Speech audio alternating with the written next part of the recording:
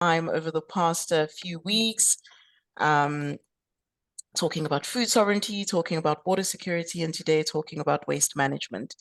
So it's amazing to see you all on the call. As Courtney said, my name is Aurélie Kalenga. I'm the interim branch manager here at the African Climate Reality Project. I'm originally from the DRC, but based in Johannesburg, South Africa, where we're hosted by our parent company, Food and Trees for Africa. And for the climate leaders who are on the call, you know exactly who we are and what we do. But for the benefit of others, I'd like to let you know a bit about our work. We are the Africa branch of the international organization Climate Reality Project, founded by former US Vice President Al Gore. And we work with NGOs, with community-based organizations and activists across the continent to create resources and provide support to advance the climate justice movement with a solutions-based perspective. So our two focus areas are public finance and climate literacy and awareness. And through these programs, our aim really is to educate, to mobilize, and really create advocacy to influence the relevant institutions to deal with the climate crisis, advancing climate justice objectives. So these workshops form part of the climate literacy and awareness campaign. And the goal here is to see increased climate literacy, particularly of indigenous and local knowledge practices that will lead to more climate action and adaptation responses across Africa, particularly amongst groups with the least adaptive capacity. And we're aiming to achieve this by hosting and facilitating these kinds of workshops and conversations related to climate change, climate literacy, and education and adaptation action. So this is really to support you all with the knowledge and resources to train people in your own communities, regions or countries to run adaptation projects so that together we really can build the Africa that we want. We know that education's been proven to be an effective path to climate literacy on the continent, and this is why we launched this African Voices workshop series. We decided to run these 2-hour educational workshops every month between June and August. We've had various speakers speaking on Climate 101 and adaptation projects. As I mentioned, we had food sovereignty, we had water security, and I'm really excited to have this waste management conversation today. As I said, it's the final installment of our workshop series. And to guide us through this topic, we have Asiphile Kanyile, an environmental justice activist working at Groundwork, Friends of the Earth South Africa since 2021. She's the Urban Movement Incubator Waste Project campaigner, works under the project called the UMI Warwick Zero Waste Project. They're based in Durban and focus on the linkages between waste, informality, climate change, and zero waste. And through this, Asiphile works closely with communities on the ground to ensure that they're parts of the environmental justice movement and have a voice in decision-making spaces.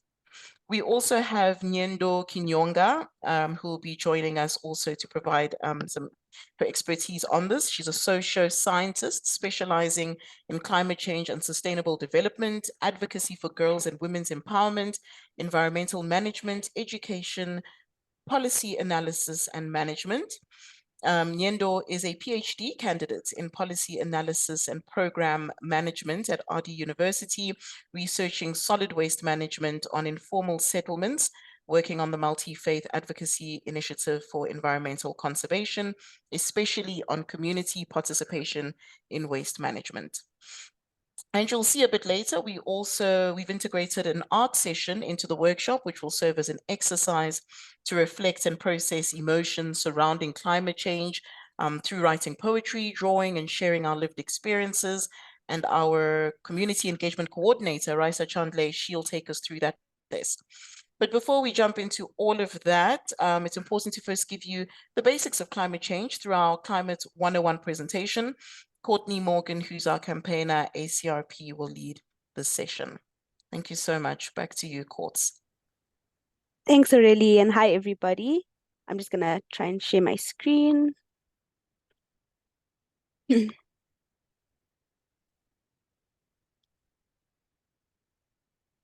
Cool, I think,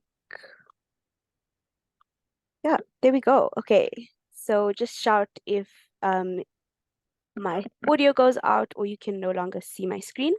But as already mentioned, my name is Courtney Morgan and I am the campaigner at ACRP. And I'd like to welcome you to our African Voices workshop.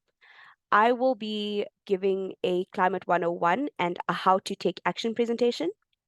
And of course, at this point, we know that climate change is real and already affecting us negatively on the continent. Many of you have experiences of this. So it's important to not only understand what it is, but also how to take action and how to be an active citizen to be part of the solution. And that's why this presentation is a Climate 101 and taking action. So as always, I think it's important that we start with the definition of climate change. And a really simple one-liner is that climate change is the measured increase in global average temperatures, which is human-induced. So it's very important to highlight a few terms in that definition.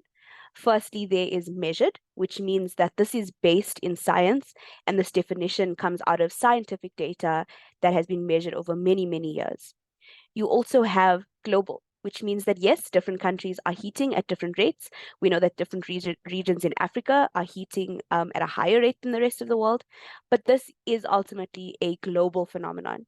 And then average, which means that even though we do have cold days, this doesn't mean that we are not experiencing the phenomenon of climate change. It just means that the average temperature of a year has shown to be that we are getting hotter. If I go back to the cover page, the background is actually the average over since we've been measuring temperature to now, since before the Industrial Revolution to I think 2020, and you will see the general trend is that we are getting much hotter.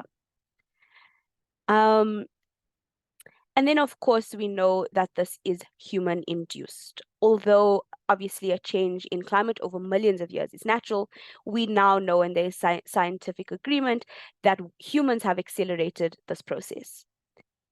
There's also a couple of facts that you can look at. So, for example, we know that Southern Africa is a climate hotspot, and what that means is that not only geographically but also socioeconomically, we are a climate hotspot. So we are not only heating at double the global rate, but we also do not have the infrastructure and the political and socioeconomic ability to bounce back from climate events, which means that we are really affected more than the rest of the world. We also know that climate change is a threat multiplier. And what this means is that an issue that you or your community are already feeling, climate change will exacerbate that. It will multiply that. So if you are already a area that experiences extreme hunger, climate change is going to and has already started making those things worse. We also know that climate change is a feminist issue because women are 14% more likely to die in a climate event, and 80% of people displaced by the climate crisis are women, and we'll get more into that as we go.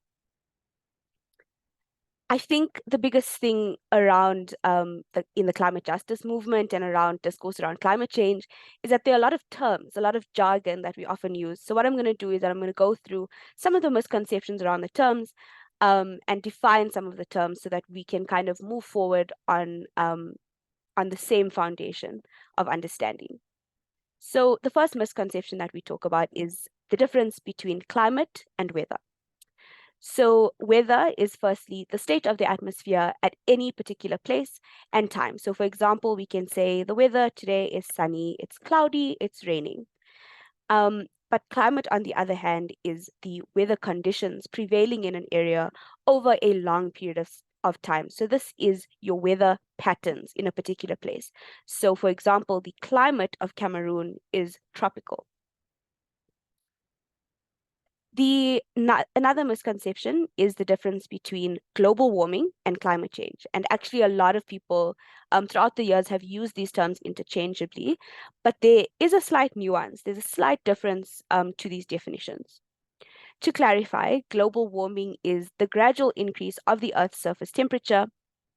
So when we talk about temperature increase in the world due to the greenhouse effect, this is global warming. So it's simply the greenhouse effect heating the planet. Climate change is then the impact of the changes in weather patterns we see due to, among other things, global warming. So the temperatures are increasing, global warming, and therefore there are other knock-on effects, which we will explore more. But that's essentially the difference. Before we get too deep into the terms and the jargon, it's also important to understand our history and to understand how we got here. And so the first thing to say is that climate change, the way that we understand it now, is really a result of the burning of fossil fuels, which was accelerated during the Industrial Revolution with the invention of the coal-fired steam engine. So it was essentially a period of time where we moved from a human economy to machinery. So what that means is that instead of people producing goods within a factory, for example, we moved to machinery producing goods in factories, which obviously required energy, which required at the time the burning of coal. And just to pause there to say, when I mean we, I mean the global north.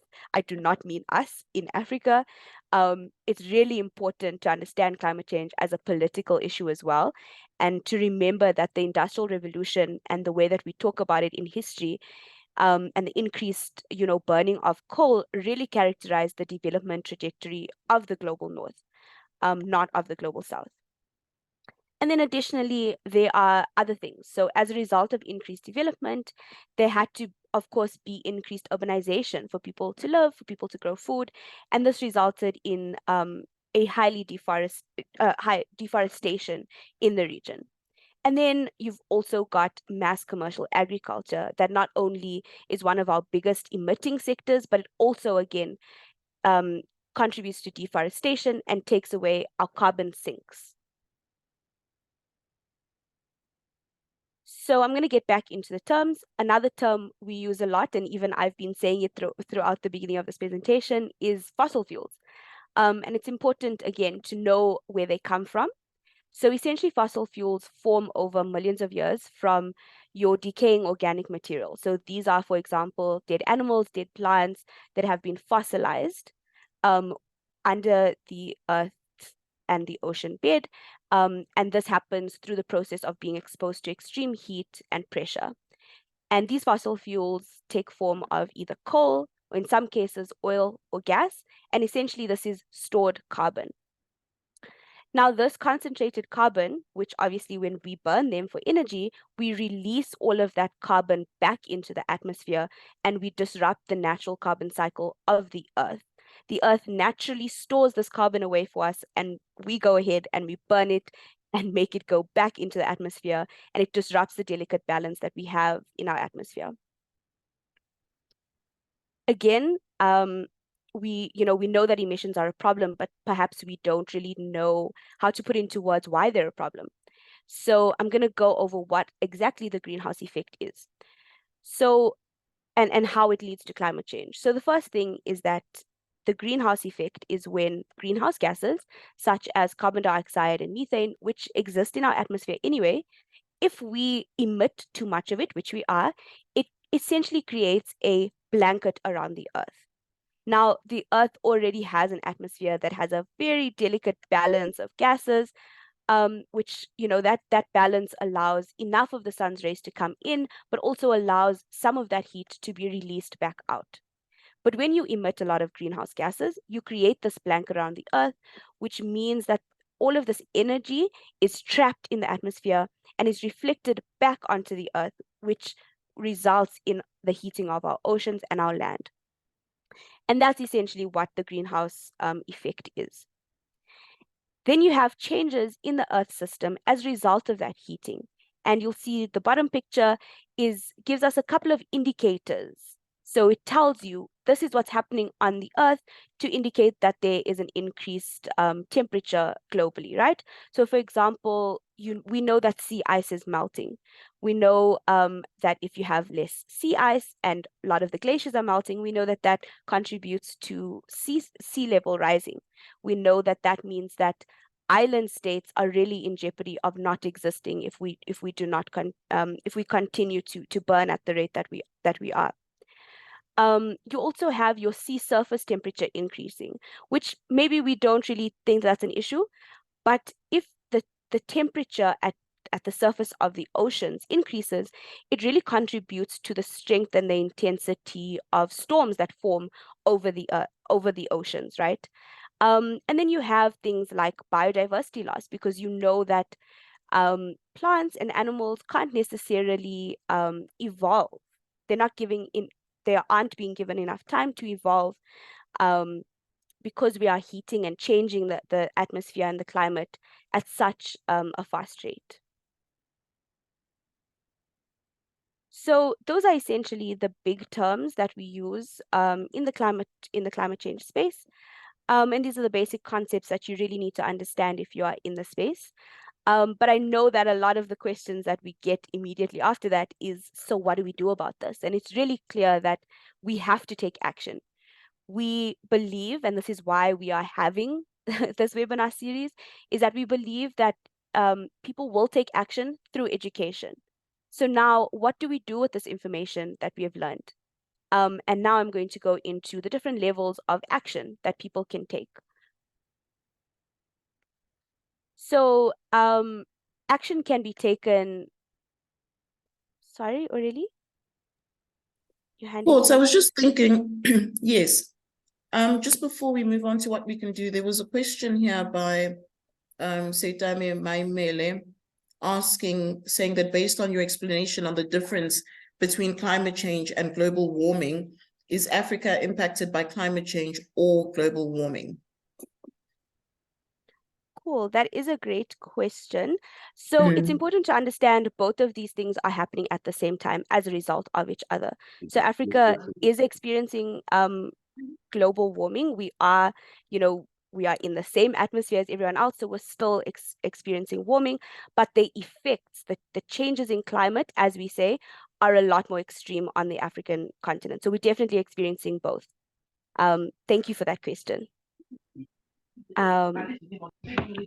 Are you happy for me to continue on?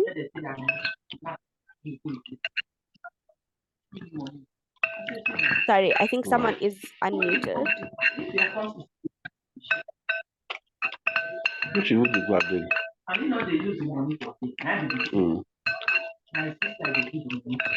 Team, can you please help mute Ovi Ukochofwera?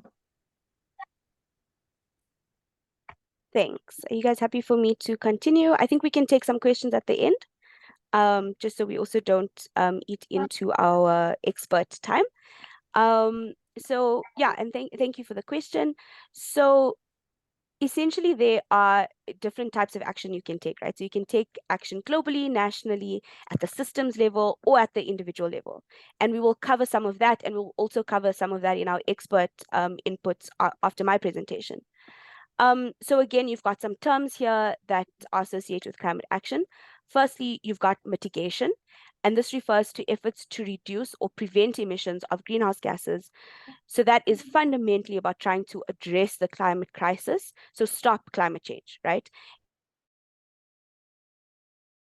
And stop emissions and reduce the effects of climate change. The biggest example that we speak about when it comes to mitigation is the move from fossil fuels to renewable energy, but there are others. Team, I'm also going to ask you to please admit people from the waiting room. I see there are a few people there. Secondly, a second type of action is adaptation. And this can be defined as adjustments to a system to reduce the vulnerability to climate change. So this here, when we talk about adaptation, we are talking about impact. As we know, climate change is already here. So adaptation is really about dealing with the impacts that we are already feeling. So for example, you have the impact of a climate-induced drought. There are ways to adapt and adjust your behavior or the infrastructure to deal with these impacts. So for example, planting resilient foods in a small-scale community garden can help you adapt to a drought, for example. So just to recap, mitigation, cause, adaptation, impact. And then another term that maybe you've only heard about recently that has been spoken about in relation to mitigation as well as adaptation is loss and damage. So loss and damage is something that has been spoken about quite a lot since COP27 because it is something that is really being championed by the Global South. So loss and damage is essentially the impact of climate-related stresses that occur despite efforts to reduce greenhouse gases and adapt to climate change. So this is in the case where adaptation and mitigation have not resulted in reducing your vulnerability. So the Global South is calling for loss and damage financing because there are, of course, cases already taking place that have resulted in a loss of life and a damage to infrastructure that would have really benefited from immediate relief, right? So for example, the picture that we have here on the slide is of the floods that happened in KZN in South Africa, right? That was a loss and damage event that is referred to as a loss and damage event because both adaptation and mitigation did not reduce the vulnerability of those communities. You also have just two more terms that we're going to talk about, and this is really in relation to justice. And this is why we call ourselves climate justice activists. And the first one is a just transition. And this is a term that really comes out of unions, and it describes a shift from a high carbon economy to a low carbon economy with nobody left behind. That is the most important part of this definition. And what this means is that justice is at the center of this transition, which calls for the protection of workers and communities. The second one is climate justice, which is something you'll hear us talk about a lot. And when we speak about that at ACRP, it's really about, it's the thread that brings all of our work together. And it's essentially a concept that outlines that those who are affected first and most severely by climate change are also the people who are least responsible for the crisis.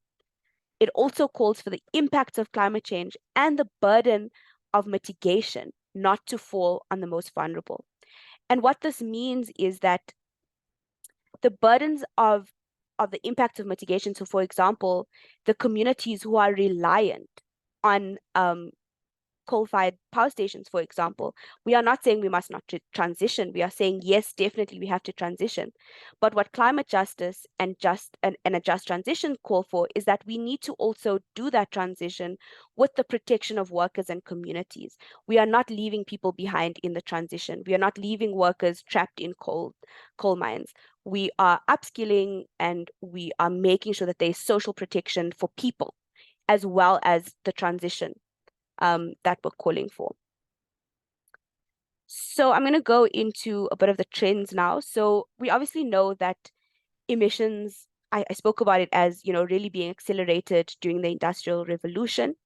But we also know that that has not stopped. In fact, we have increased drastically since 1850. But when you explain this, it's important what kind of visual you use, for example, right? So these two visuals, you have a graph on your left and you have a map on your right. These two are from the same website, using the same data, and they're essentially saying the same things. But as you can see, they are saying it very differently, right? They are telling a completely different story.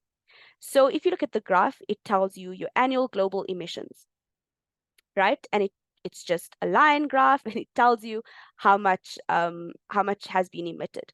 But the map on the right, although it gives you the same information, it tells you how much emissions we've had. It now paints a completely different picture of who is emitting the most. And as you can see, it has, for the most part, not been Africa.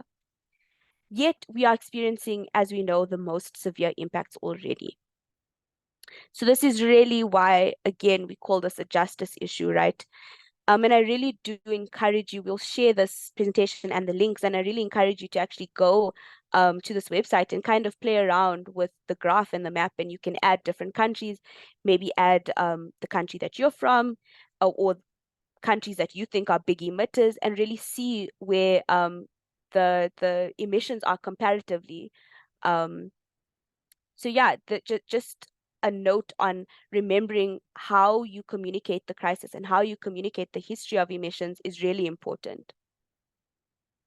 And when it comes to communicating the crisis and talking about the crisis and building capacity around climate change, which is a very, very necessary action, this is how we have to speak about issues on the ground. We have to explain climate change in what we call bread and butter issues. It's important to highlight that climate change does not only affect our environment, but it's really also about the socioeconomic issues.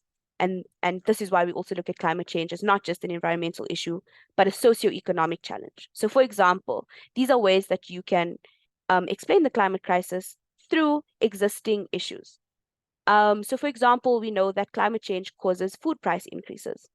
If the climate is changing and the rains are not coming like they used to, or they're less predictable, this is going to impact the way that people grow food.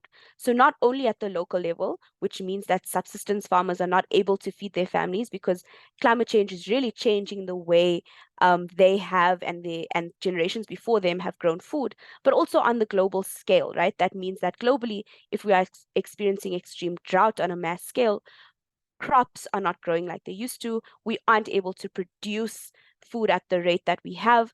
That drives your food prices up, right? So, for example, bread, your mealie meal, your maize, all of these things increase because of climate change. We also know that migration will increase. We know that there will be climate refugees and people who have to leave their homes because of climate impacts. We know that entire island states are in jeopardy due to sea level rise. So these are all things that you can talk about that are everyday challenges, but you can talk about them through the lens of climate change. Um, and then another way that you can take action on climate, and this is really important to Africans, is storytelling. For centuries, this is how we have kept our cultures and our traditions alive in Africa, through storytelling. And we have a really, really, really rich history of oral tradition, which we must keep alive. We must not try and import, methods of protest or methods of taking action. We must also honor the way that we have been doing things. So what we mean by storytelling is that we're not trying to say that everyone has to know the science. We don't all have to understand the carbon cycle. But what we can do and what everyone has the ability to do is to tell a story. And this is where people really relate to the crisis, okay? Lived experience and grassroots sharing of stories of impacts or of local activists will really help us to humanize the climate crisis and inspire people to know that they can make a difference at their local level or at the national level.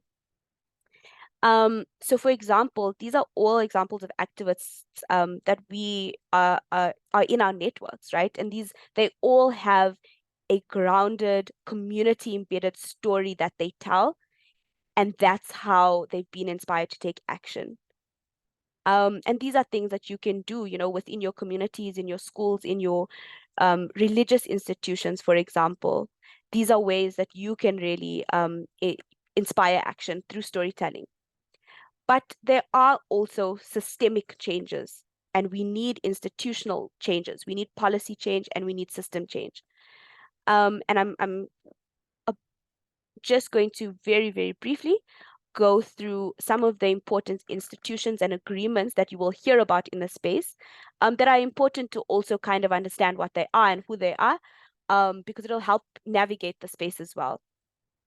So firstly, you have the IPCC, which is the Intergovernmental Panel on Climate Change, and this is a body of the UN.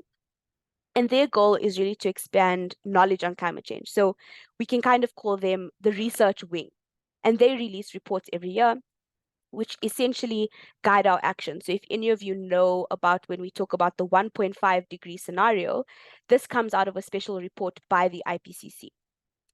You then have the Sustainable Development Goals, and these are kind of universal goals to address the multiple crises that we are facing in the world. So this calls for gender equality, better education, and then climate change as well is number 3. And they were adopted in 2015 and essentially have the goal of 2030 to address these things. And of course, we know 2030 is very close, and some would argue we're not any closer to addressing these issues. You then have the G20, so the group of 20, which is the world's largest economies.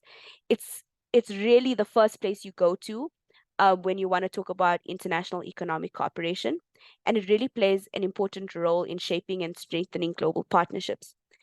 And I mention this because the G20 also has a specific working group on climate change and the economic implications of climate change. And South Africa is a member.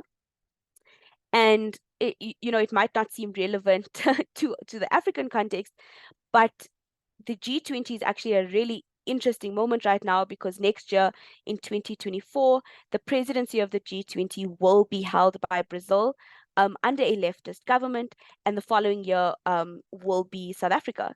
So it's really, it could be a really important moment for the global South to be calling for things like loss and damage financing and other important calls from our context. You then have the UNFCCC, which is the United Nations Framework Convention on Climate Change. And this is essentially an international treaty that recognized that there was a universal need to address climate change and to reduce emissions. And the parties or the signatories of this treaty meet every year at what we call COP. Some might not know that that stands for Conference of the Parties. And as we know, this year it's happening in Dubai. And usually there are some landmark agreements that come out of these meetings, right? So for example, the Paris Agreement is a politically binding agreement with 196 countries. And really these are, these are some of the institutions that you can pay attention to. And just to, reiterate, when we talk about individual action, we emphasize that no individual action will solve the climate crisis without systemic action. So not that you cannot take individual action, but really that we must use that individual action at a systemic level and make sure that institutions and systems and governments are changing in order to really address climate change and achieve justice. Just my last slide is just to reiterate, we believe in action, we believe in solutions, and we believe that we are beyond this doom and gloom kind of approach to climate change, and we really need to be talking about how we achieve justice through action. And these are just some of the tactics we use as an organization that hopefully you can also take up and that you can get involved in. We do engage where it's necessary. We engage with decision makers. We also protest when necessary. We do a lot of storytelling. We do open letters and position papers. We do research. We do town hall discussions. And part of this series is that we do adaptation projects. We really encourage and equip communities to set up their own adaptation projects. So I just want to say thank you for listening to my presentation. And I'm actually going to hand over straight to our first expert, Asiphile, to take us through a presentation on waste management. Thank you, Courtney. Share my screen.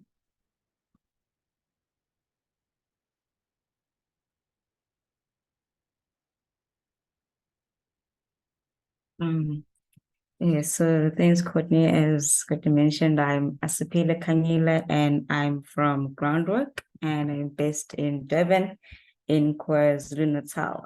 Groundwork, basically, we are an environmental justice NGO, and we work mainly, Groundwork is an environmental justice NGO and a part of Friends of the Earth South Africa.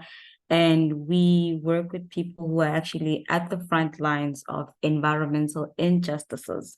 So whether it's your coal mines, your toxic waste dump sites, your oil refineries and dump sites, that's where we work. And we work across South Africa, but also we have alliances, solidarities, and actions that we work with civil society across Africa as well. So focusing on today's presentation, we're looking at just waste management.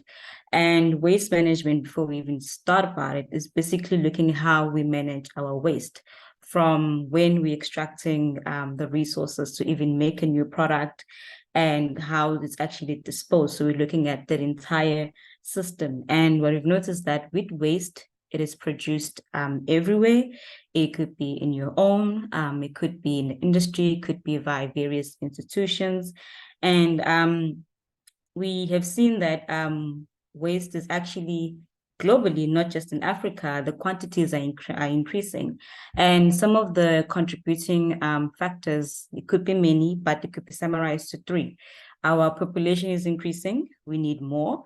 Our consumption patterns are evolving and increasing, but also economic growth.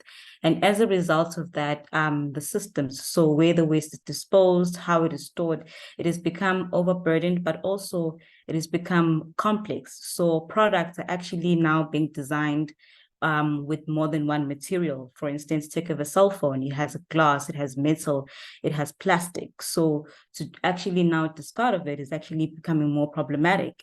And the general view that people have with waste is it's something that we throw away.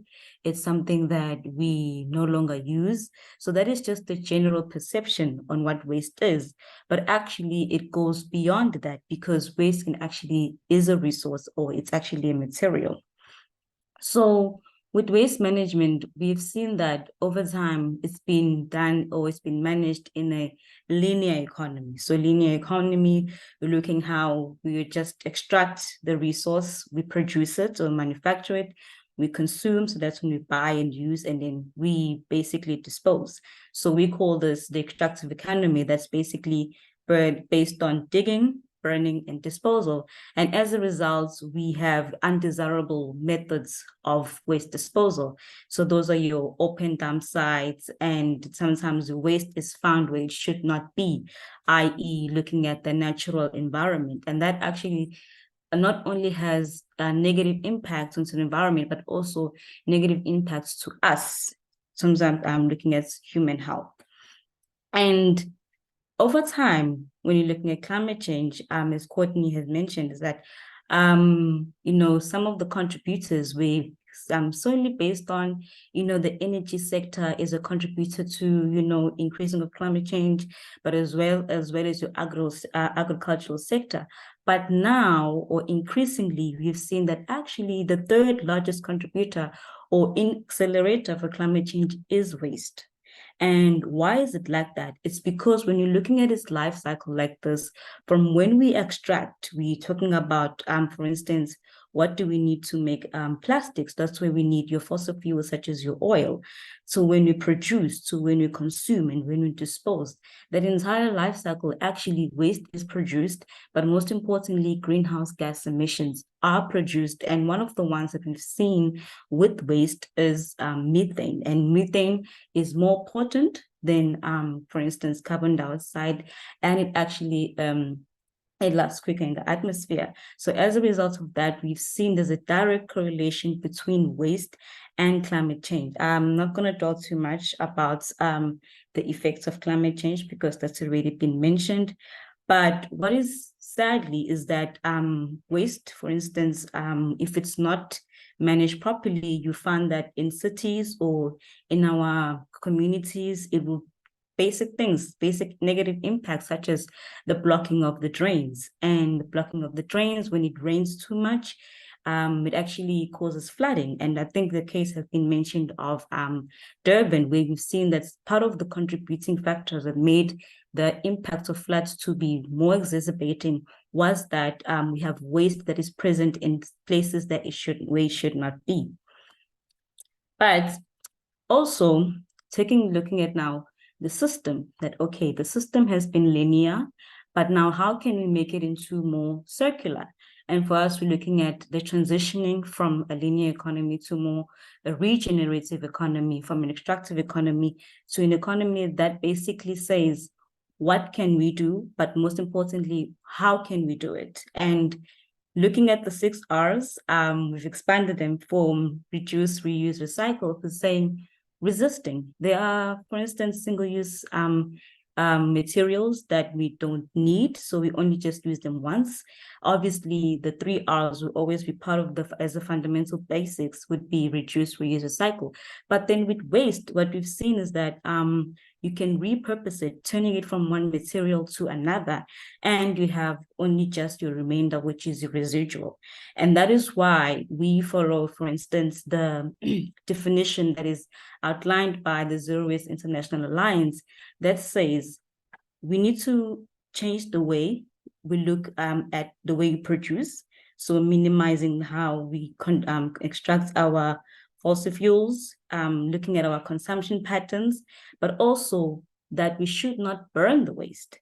Because over time, we've seen that the solutions produced or maybe proposed in front would be like, for instance, use waste to energy solutions, which just say that, you know what, we will manage your waste in such a way that burning it will make it easy.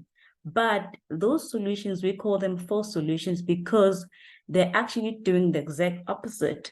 It's basically changing from one form of waste to another, but most importantly, they contribute to emissions, and that actually now exacerbates the heat of the climate change, but also human health as well is actually at risk. And with false solutions is that they disrupt even the economy of cities, especially because people or governments have to enter into long contractual agreements. And once that waste is no longer available or the feedstock, it becomes the burden of that country, of that city. So zero waste actually does not even put, even allow, burning of waste.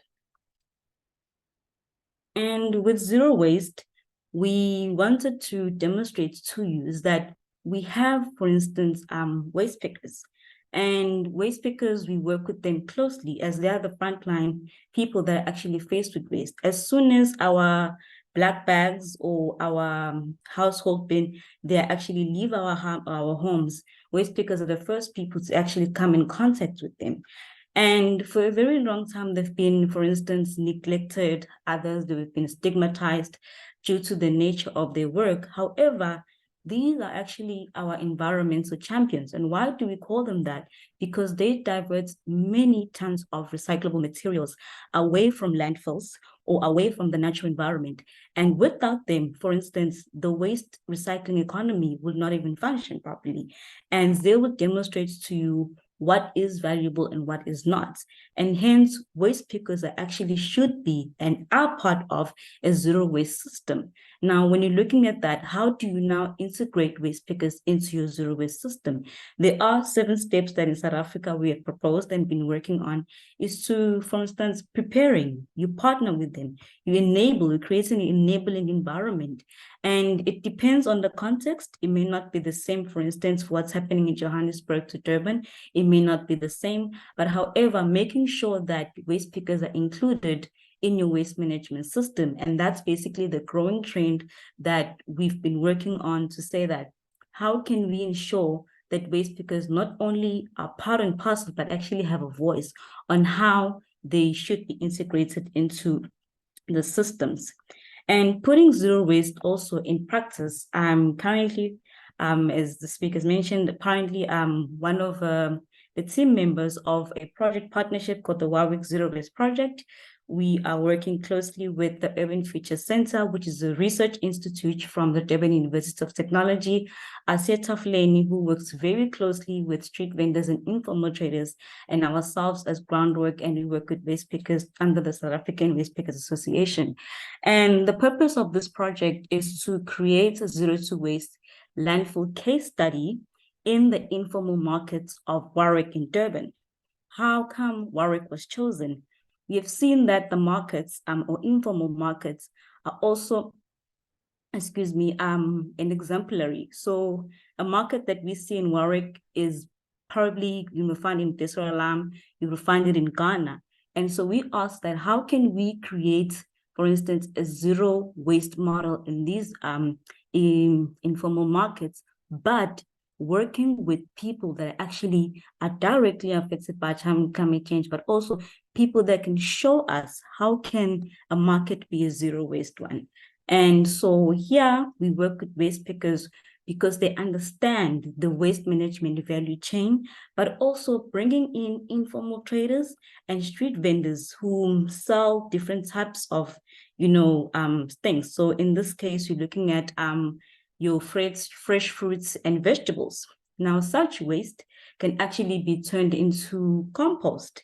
And part of this project is we've actually partnered with the city of eThekwini municipality, where we take the already used or basically thrown away vegetables, and we've partnered with Durban Botanic Gardens, where we can say that we can actually take this waste and turn it into a material such as compost.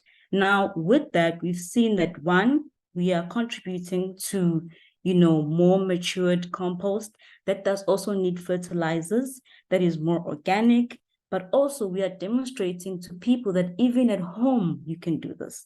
At home, you don't have to, if you're standing in, especially in a standalone home, you don't have to throw away your fresh or your vegetables or your vegetable peelings.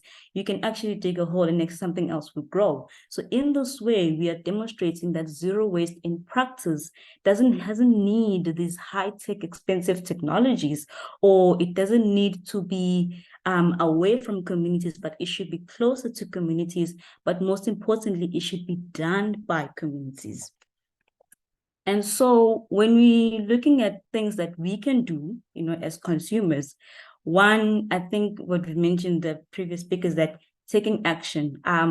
We are part of a huge global process. For instance, one, there is the plastics treaties, which says that there needs to be a change in the redesign of packaging, phasing out on non-recyclable or non-reusable materials.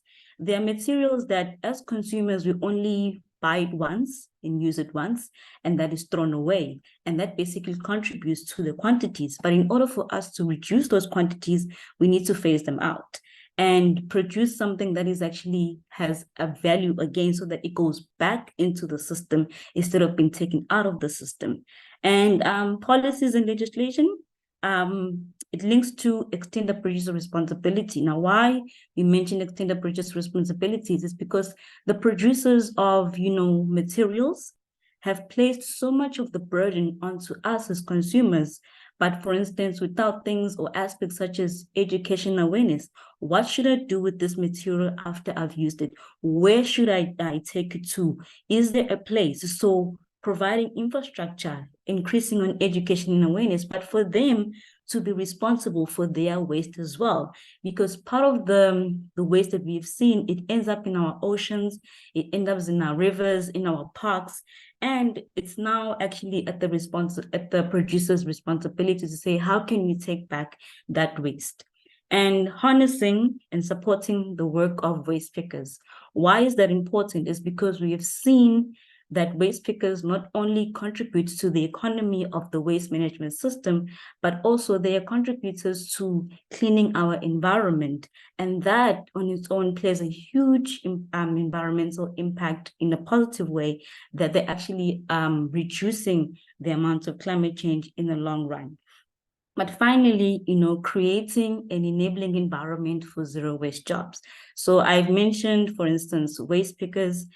We've got people that actually are doing composting, and composting, we've seen that it's actually a growing thing. It's been done before. So it's now to say, how can we build onto the already existing systems that are out there that are actually contributing more into the natural environment in a positive way, rather than inventing the wheel. And for instance, when you're looking at composting, you can even link it to food security.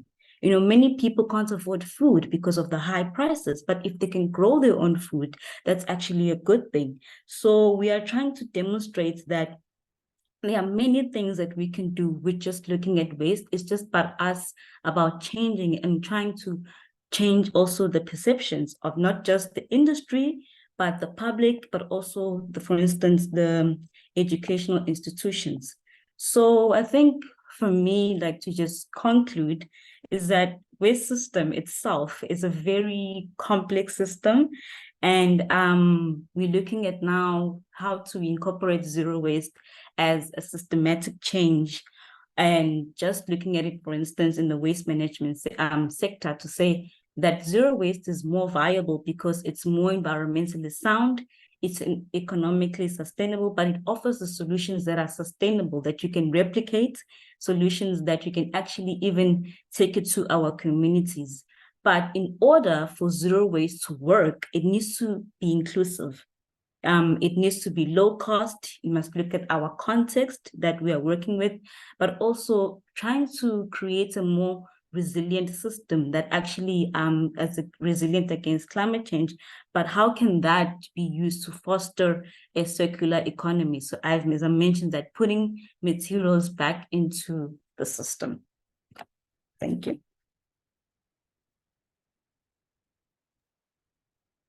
Thank you, Asiphile. Nyendo, I'm going to hand over straight to you.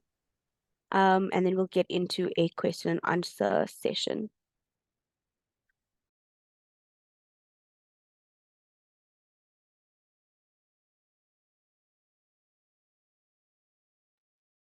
Okay, thank you very much. As I was introduced, my name is Nyendo Kinyonga. I'm just researching on waste management in informal settlements. Most of the issues has been already highlighted, so I will skip some of the PowerPoint presentation. What is waste? I think everyone now, from Asiphile point of view, I think everyone now know what is the waste. And the category or types of waste. So I will never pass on those. And I can just say something about waste management, because the other slide will link waste management and the climate change. Generally, we are saying that waste management involving 3 processes or components: generation, correction, transport, and the disposal. So we are generating the waste, and then we need to correct it, to transport, and then to go for the disposal. But due to the lack of those 3 steps within our community or society, we can find that there are some waste which have been generated within our household, office, and other places are just not corrected. So are just illegally disposed of. So this makes us to get some of the challenge. That's why we are saying that in Africa or some part of Africa, 50% of the waste we are generating, it's not properly handled. Refer to the Asiphile presentation. A lot of waste which is unmanaged within our household, whether our community and the other open spaces. This have implication on our health and the environment too. So the big issue is most of our waste we are generating, 80% can be either recycled or can be reused. But only in Africa, 4% of waste which we are generated and can be recycled are recycled. It means other 74% are just irregularly disposed. That's come a challenge. You can see this is the picture I take on the campaign on the how to reduce the pollution from the rivers. Those are some kind of waste you can find within the rivers. In this waste, you can find someone can be either recycled or can be reused. But due to the bad practice of our waste at the source, it means it's end up in those places. This is the waste which has been collected during the cleanup. I participate. And you can see these are the which can be recycled or can be used as a raw materials, secondary raw materials. And why waste management challenge? We've seen that there are a lot of challenges concerning waste. Why is it more challenging in our countries, especially African countries? Public awareness, education, and behavior changes among the practice which need to be capacitated so that to change the mindsets and see the waste is not the waste, but the waste. Also, I think Asiphile talk about the policy issues. For example, there is a lot of policies which try to emphasize on the waste management, especially taking the case in my country. There is a lot of policy which introduce the issues of solid waste separation and other regulation, EPR, but law enforcement of those policies lead us to the problem. Also, there are issues of lack or poor waste management infrastructure. Due to the reason of why are we suffering from this problem, especially on technology, urbanization, and the population increase. Still, you can find some places in urban cities, the infrastructure for the 1990s are still the same. So we needed to improve the infrastructure, especially for the correction points and also to the landfill or dump sites. Lack of recognition of informal waste pickers. We know in Africa, most of this work are done by informal waste pickers. So if we don't recognize them, if we don't appreciate their work and see like they are marginalized, and see like people which they don't have value, it means they contribute a lot in the waste management, especially in my country. Most 70% of this work are done by informal waste pickers. So we need recognition on them. Linear versus circular economy. I think Asiphile talked a lot about that. We need to shift from linearity to circularity. It means we apply those 6 principles of waste management. Reduce, recycle. I think it will be useful. Also, there is issues of innovation and designing. Still, it is not well captured because a lot of material are there, but how are we investing in innovation in the designing of this material from the waste? And what are the investments which are done in that part? Economic barriers. There is economic barrier in investing on technology, especially on processing these materials. And also market demand for recycled materials.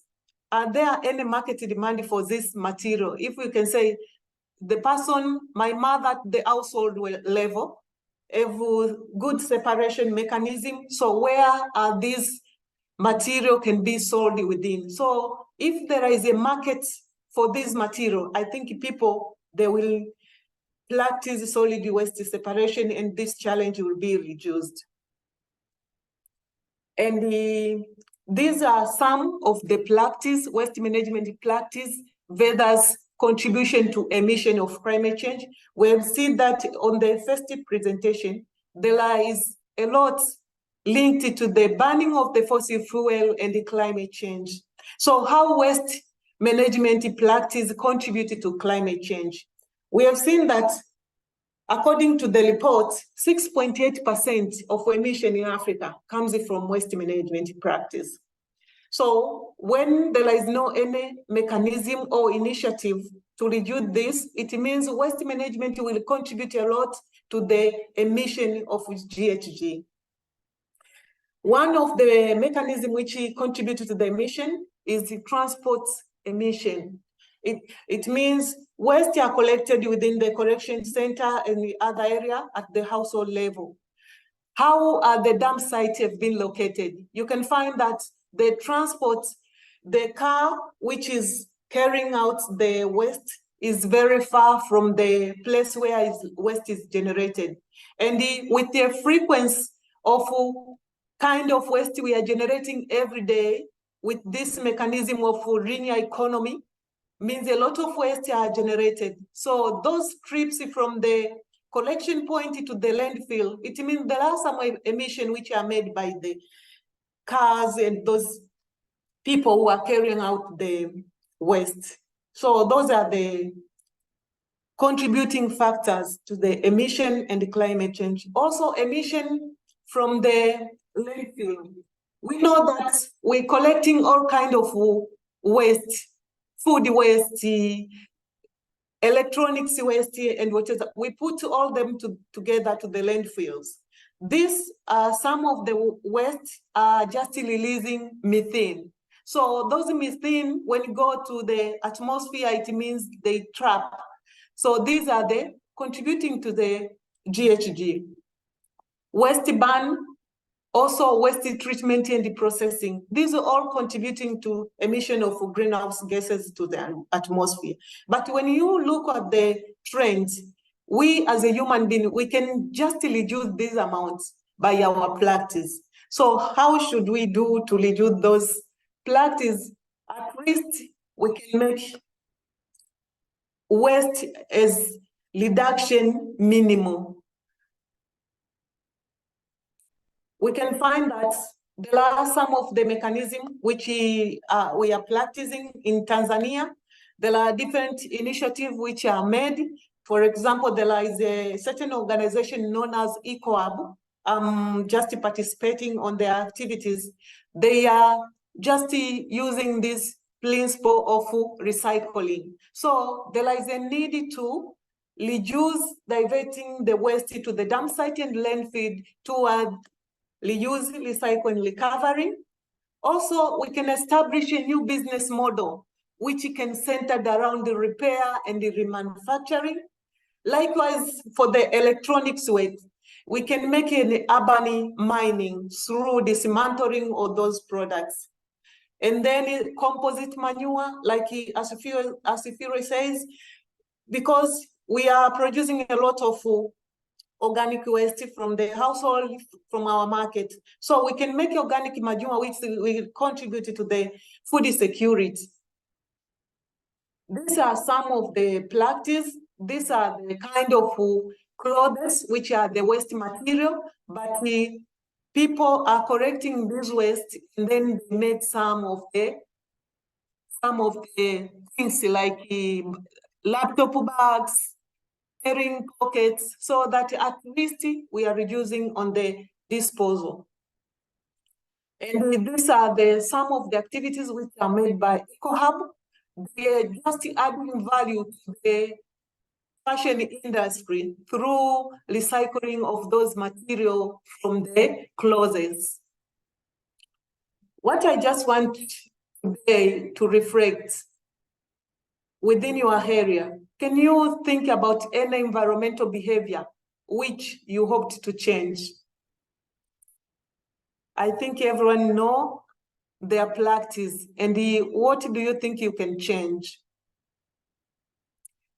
And at your press, can you take anything which you think can be recycled? What do you think you wish to make or create from that material? I think we can share our idea in the chat box. So on the issue which you think today, I have a water bottle, for plastic water bottle, I need to change. So what do you think you can change? I can say that issues of waste management is a behavioral change. If we can change our behavior, I think we can reduce this problem of waste management within our countries, within our continent. Thank you so much. Thank you to both our experts. I think that was a really, really informative session. So I just want to say thank you again for joining us. We've got about 20 minutes to ask some questions. So if you have some questions for our two experts, or if you'd like to answer the question at the end of Nyendo's presentation, you're welcome to do that. But I'm going to open the floor now. So if you can just raise your hand and we can get some questions going. Andri?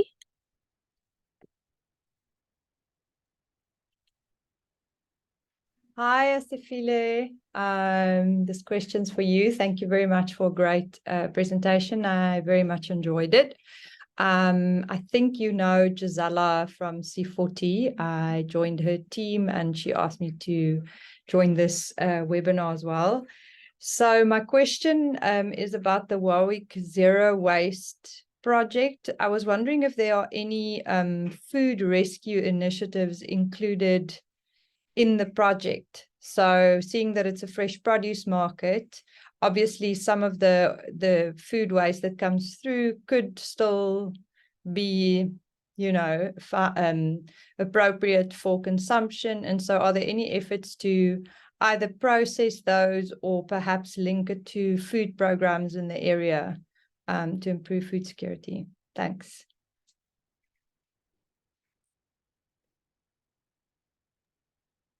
I don't see any other questions at the moment. So Asiphile, please go ahead. Yes, Andrew, we've met Gisela, yes.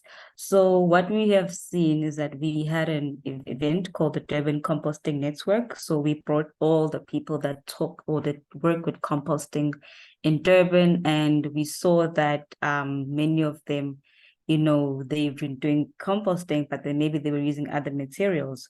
So we do have, like, for instance, partners that are actually using, for instance, or working with food waste to actually, grow and also have initiatives. Some of our partners are working with, hotels, because we know that hotels are also very big contributors of like food waste. And even in the market itself, we have people that actually, they see something that is valuable, we allow them to take it. Okay. So yes, so we allow them to take it, and it's up to them on what they do. So others, they say, I can resell it. Others, they can say, I can take it at home. So we actually are growing that trend to say you need to look at food waste in a different manner. Thank you. That's really great, because I think it also ties into our first webinar that we had on food sovereignty, and about closing the loop and making sure, that your gardens and everything that you grow is kind of kept in the system. So that's really, really great. Are there any other questions? Courtney, could I maybe just add something on food waste that might be relevant in the context of this webinar? So there's something called Project Drawdown. You can just Google it. And the reduction of food waste is considered the most impactful climate solution or climate action there is. So by reducing food waste, you have it's the biggest opportunity to reduce greenhouse gas emissions, and that's in scenario 2, so keeping global warming within 2 degrees Celsius, and then in scenario 1, keeping it within 1.5 degrees Celsius. It is the second most impactful action you can take. It's just interesting. Thank you for sharing. Adewoyin, are there any other questions? We can take a few, but otherwise, please go ahead.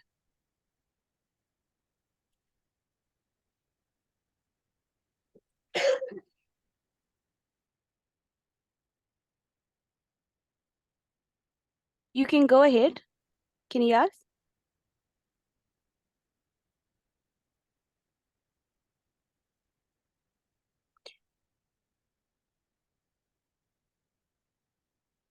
We can't, sorry, we can't hear you. I don't know if it's just me. Team, are you able to assist? We can't hear Adewoyin. Okay, okay.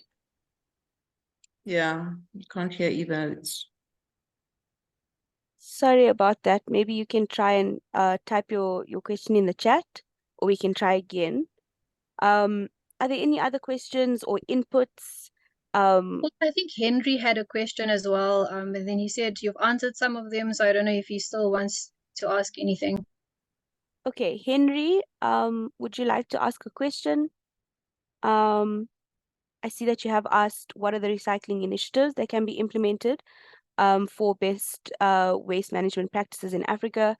I think there were some examples, but if there's any that our speakers want to expand on, please go ahead. And then there's a hand from Sunny.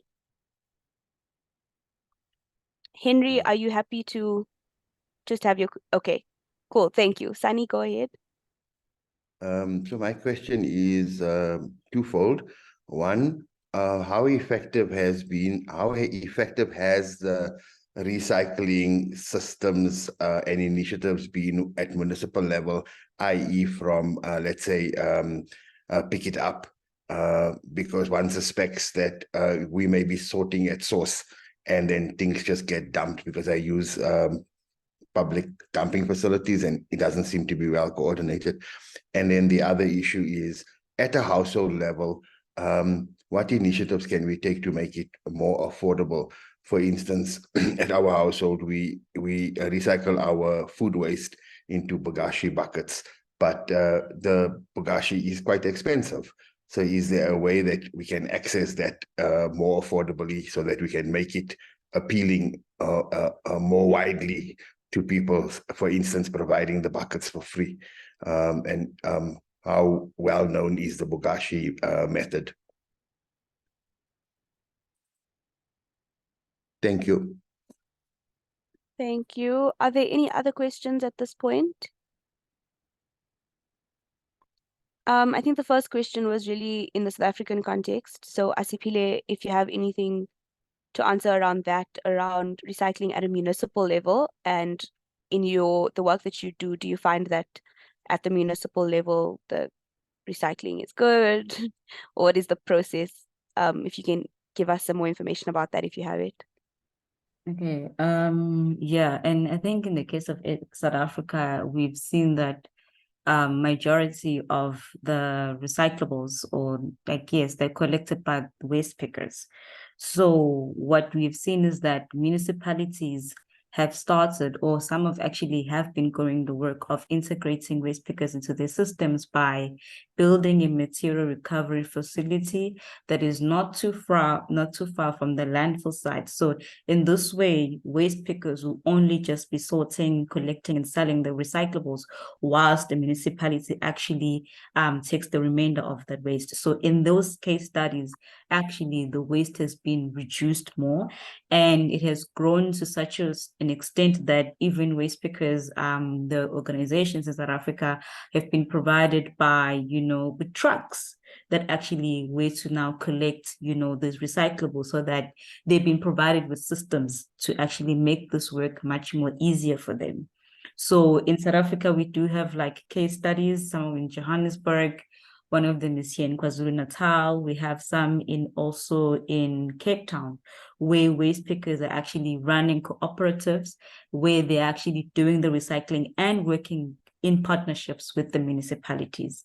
So in that aspect, it's actually increasing, and it's gone to the extent of even we have now the waste picker integration guidelines that actually mandate municipalities that you should integrate waste pickers into your municipal systems. So that's how far, for instance, South Africa has come. And then I think my colleague here has also answered the question on Pakashi. Yes, it's one of the many composting methods.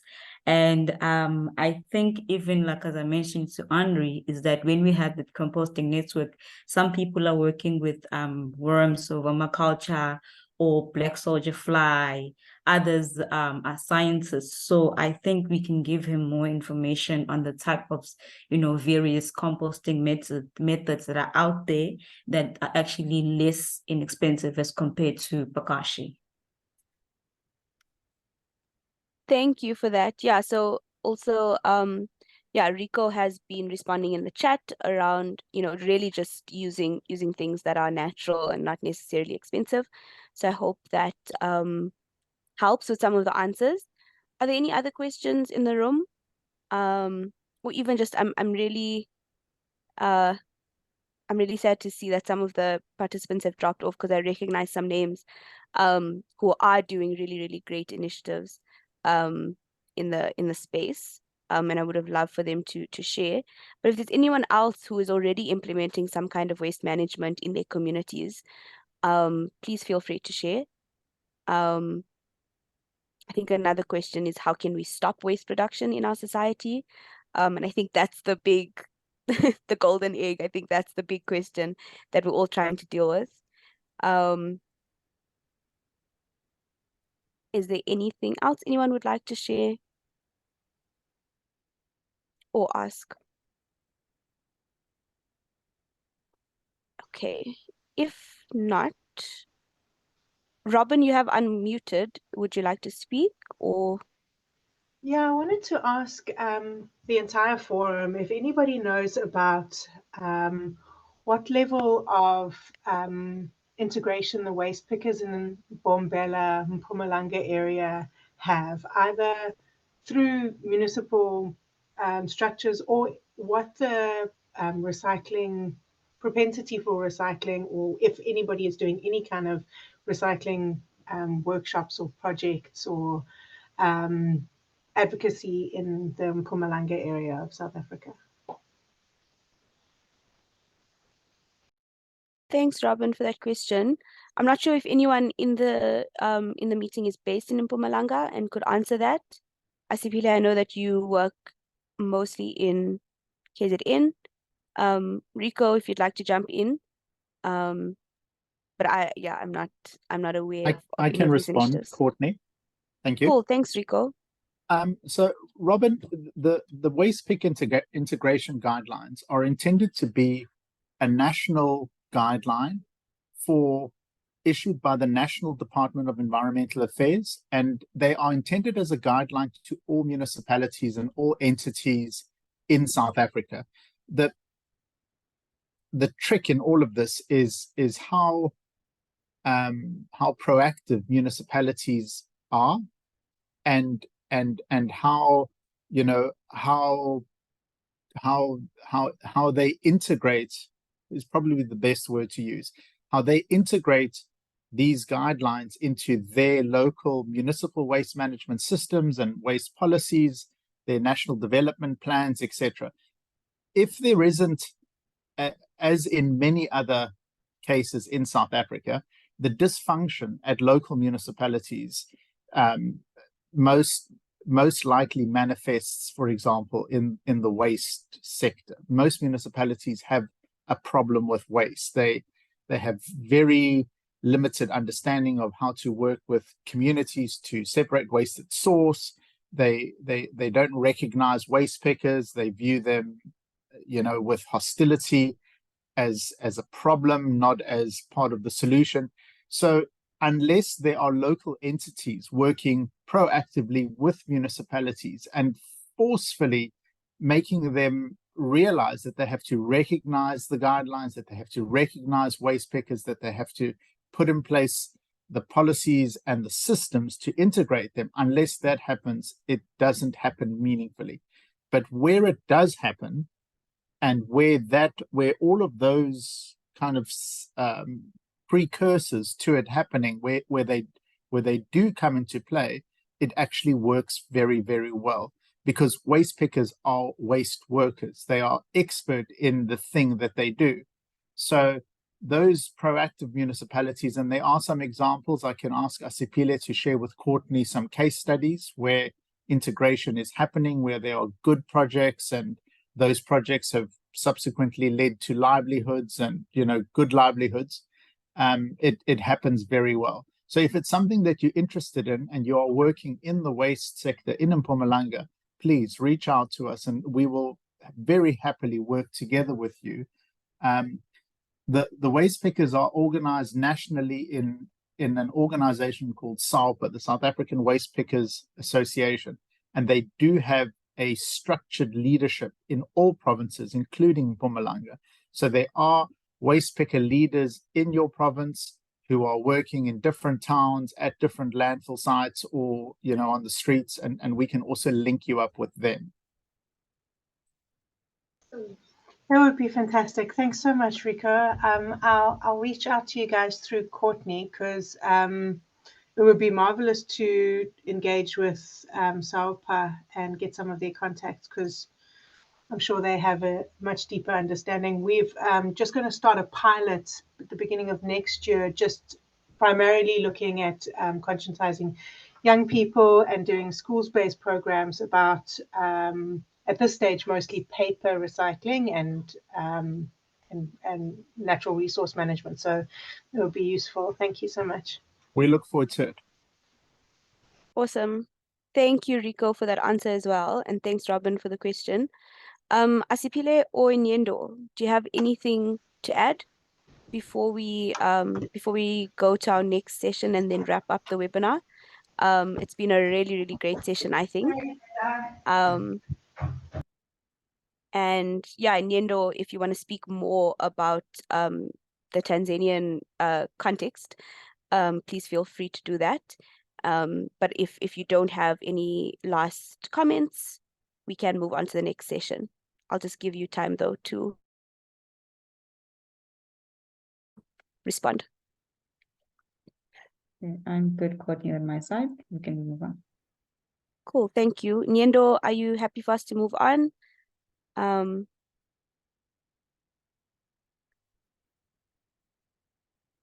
Cool. I'm going to quickly hand over to our next speaker. But before I do that, I just want to say to everybody that I know there's been a couple of questions around whether you'll get the slides. You will definitely get the slides. You will also get a recording of the session, as well as the recording and slides from our 2 previous sessions, as we mentioned, food sovereignty and water security. At ACRP, we are really, trying to inspire action through education. And that's why we're really trying to pool all of these resources together. So those of you who have spoken as well, if you have extra resources for us to add, we are creating an online library, which we will then share with the public, and it will have all of the recordings of these sessions. So if you are interested in previous sessions, if this is your first one, those will be available to you. But I'm now going to hand over to Ray for the next session. Thanks, everybody. Thanks, Courtney. Hey everyone, I'm Ray and I am the current Community Engagement Coordinator for the African Climate Reality Project. In this art reflection, we're going to talk a bit about climate anxiety, what it is, and ways in which we can manage it, specifically through art and connecting with our inner selves. So I'm just going to share my screen.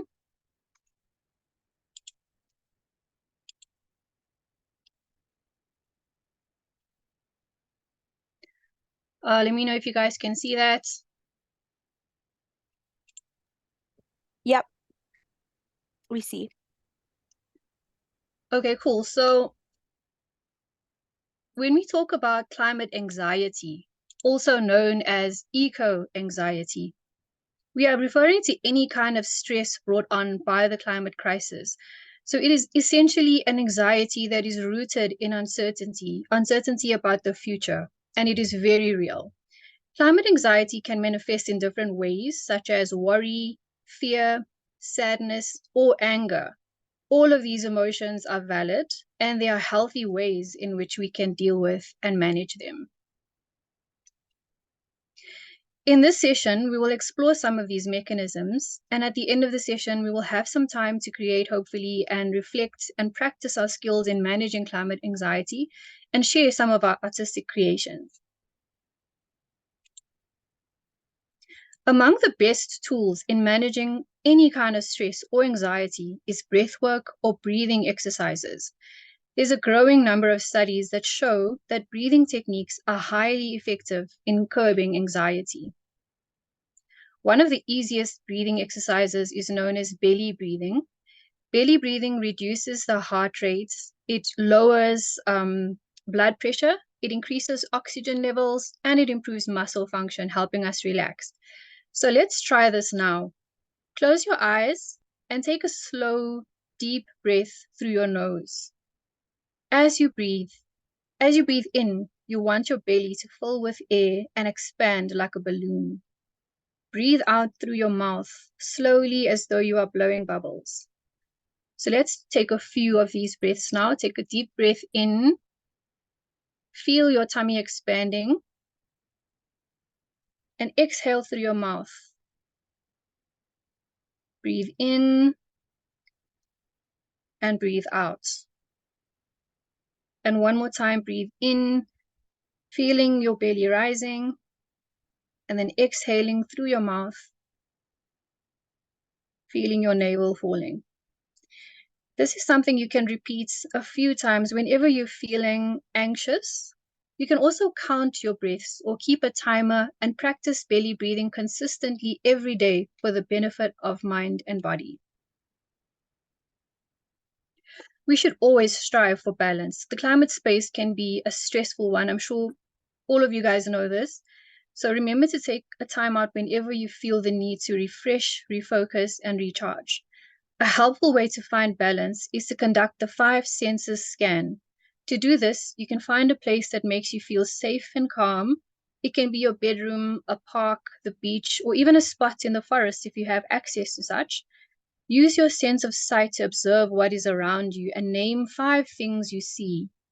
Then listen and list 4 things that you can hear. Then using your sense of touch, feel 3 things with your hands, your feet, or your whole body. Smell your surroundings and try to name 2 things you can smell. And lastly, with your sense of taste, you can taste 1 thing if you so wish. One of the best ways to find balance is through connection with each other and with our environment. So you need to prioritize spending time with partners, friends, family, pets, and other loved ones. Talk to people you trust and share your feelings to ease your burden. Do the things that center you and lift your spirits. Wherever possible, try to spend time in nature. Spending time in nature has been proven to reduce anxiety and promote well-being. This can mean anything from sitting outside for 5 minutes to hiking for hours in the wilderness. Also, the 5 senses scan is a useful and conscious way to ground yourself in your surroundings, as it helps to trigger a more present connection. Art can be a powerful tool in the fight against the climate crisis. There are 3 main ways we can use art to help us work through our anxiety. The first is through communication. We can use art to communicate information in ways that are universally digestible. The second is expression. Art helps us express ourselves, our thoughts, our feelings, and emotions and feelings and thoughts that may be difficult to express in conventional ways. And the third is escape. Art can offer an escape from the stresses of the climate crisis and from our daily lives. Different people use art in different ways to process different things. So remember that you do not need any specific skills to create arts. This is a misconception. Art is about more than just talent and skills, and we all have the capacity for creativity within ourselves. There are many different forms of arts, or artivism, if you will, from dancing, painting, and writing to more elaborate art forms like theater and dance. You could even keep it really simple and just do some doodling or keep a journal to offload your thoughts at the end of each day. You can also mix it up and do whatever you feel called to do in the moment. Remember, your art doesn't really have to make sense, but to anyone but you.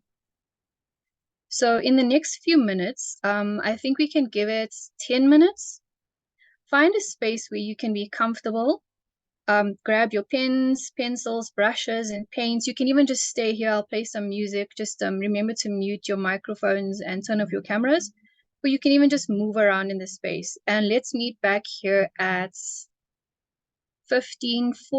in 10 minutes time. 15:40 South Africa Standard Time. And we can maybe share some of our thoughts and artistic creations.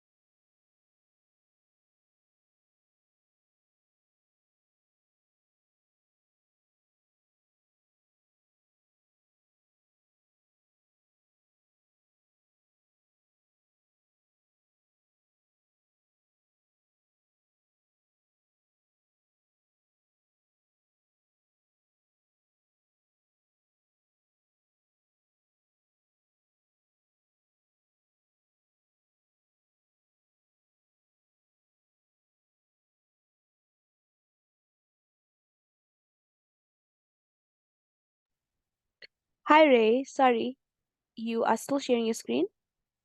And we're not Sorry. hearing the music that you were going to play. My bad, I muted myself. It's okay. Okay, we can start now. Cool. And then you can just stop sharing, I think. Okay.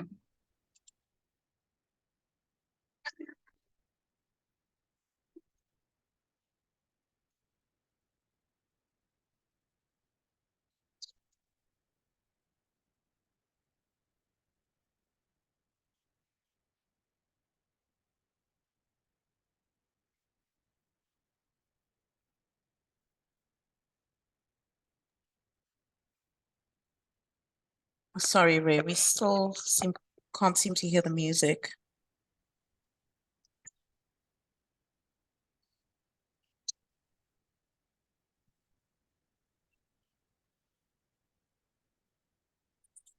Ray?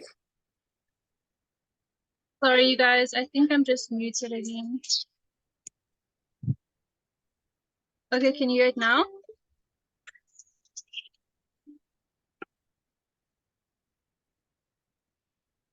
No.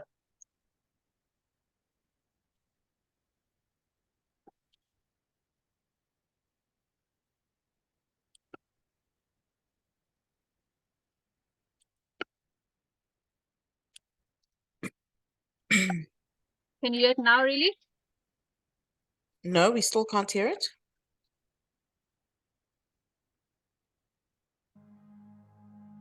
Thanks, Robin.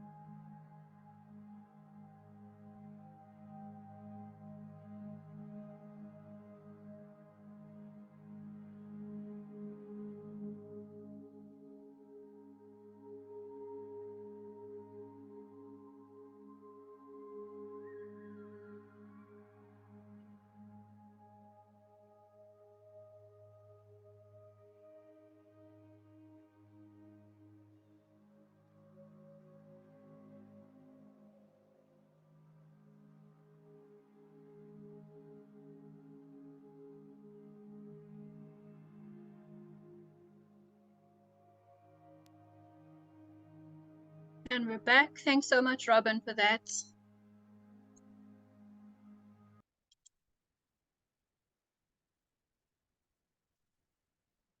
Thanks, everyone. I hope you really enjoyed that session. And I hope it's something that you practice. I hope that you practice your own art reflections. And I hope that it helps you manage your climate anxiety.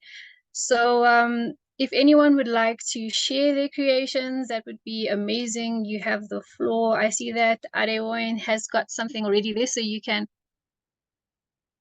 unmute yourself, and if you would like to speak about it, you can do that.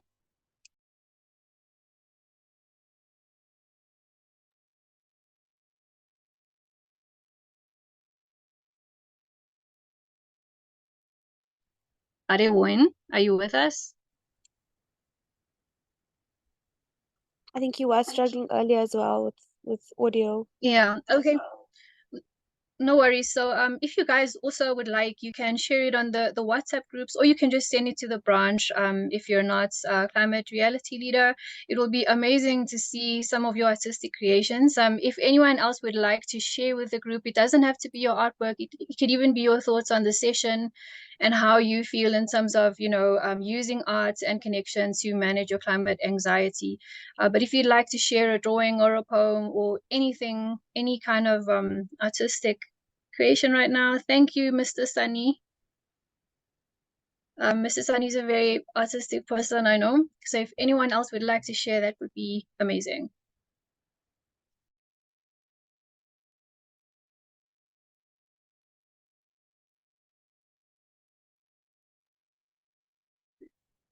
Would you like to recite your poem, Mr. Sunny?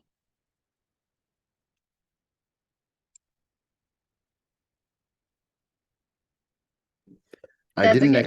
expect to. Sorry. But sorry, it's a short, just my reflection, because as you were reading the instructions about how to participate in the space, my doorbell rang, and I went out, and so now I've come back and I've written this. So I'm going to read it out. It's just like very short. As Ray shared the way forward, a homeless person rang my bell with a plea for food.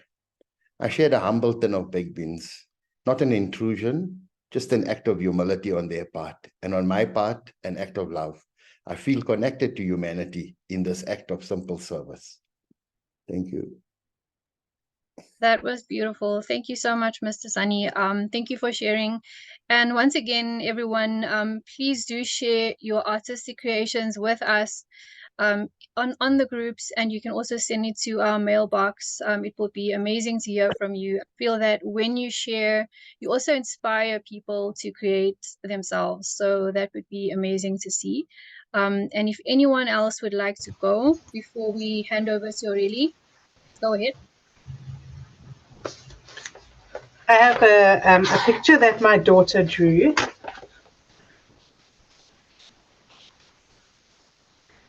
I really like it because it makes me think of cats and tortoises. And she's only 3, so her hand-eye coordination is directed by her heart, not her brain. That's so cool. I love that, Robin.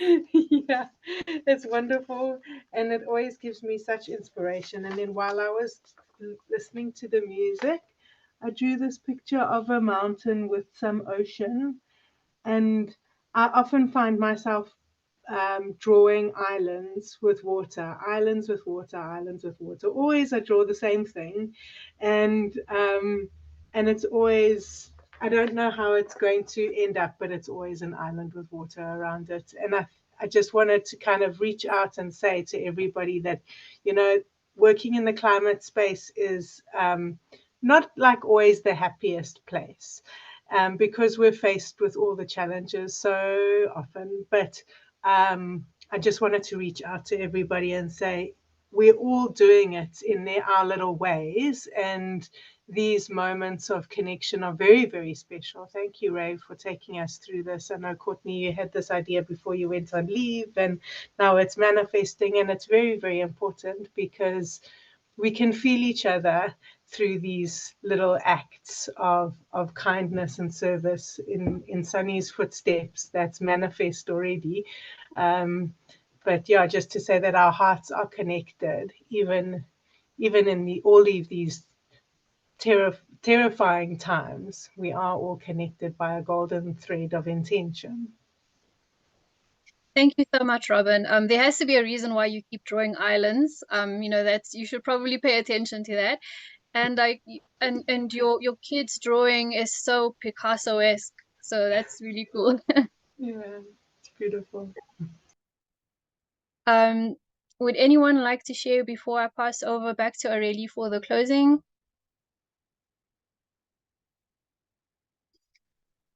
Okay, I think we're good. Thank you so much, everyone, for joining in this session, and I hope that you take something from it with you. Back to you, Aurelie. Thank you, Ray. Thank you so much. That's such a lovely session and so great to conclude things that way. So that brings us to the end of the third and final installment of our African Voices Workshop series. A big thank you to Asiphile and Nyendo for sharing your valuable insights on waste management with us. Thank you all for joining this call and for participating and engaging with this content, with this work, with our experts, and even for taking part in that art reflection session. We really hope that you can take everything that you've learned here back into your communities and encourage active citizenry. Thank you to my team, to Courtney for that Climate 101 presentation, Ray for that art reflection exercise. And as Courtney said previously, we'll definitely be sending you all the slides from today's session. We'll send you the recording as well. And for our climate leaders who attended all 3 workshops, as you know, there's an opportunity for you to receive a grant from ACRP to run and implement an adaptation project in your own community. So those of you who attended, who participated in all the workshops and shared your art reflections with us and your feedback forms, we'll be in touch with you with further details on that application process and when you can start with the applications. And for those of you who want to join our Climate Leader Network and are wondering how you can become a climate reality leader, well, the Climate Reality Project will be hosting a training with our founder, former US Vice President Al Gore, and that'll take place in Ghana in November. We'll be updating you on this, and you'll find all the details on that on our website as well, so you can sign up for us to keep you posted on that. And just the final plea on my side, when you'll be receiving feedback forms from us in the course of next week. Please fill these out, send them back to us. It's really important that we hear from you and that we get your feedback on how, these workshops worked for you and how we can improve them, and just what you'd like to see going forward. Yeah, and that's it from me. Before we say goodbye, Coms is going to be very upset if I don't ask you all to turn your cameras on so we can take a photograph. So please, if you can all just turn your cameras on, and Avantika will take a photograph of us.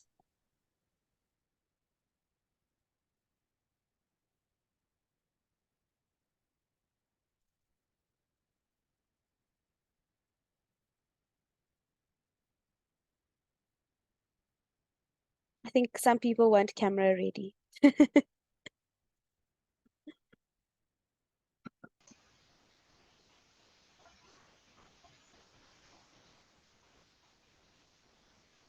Ava, tell us when to smile.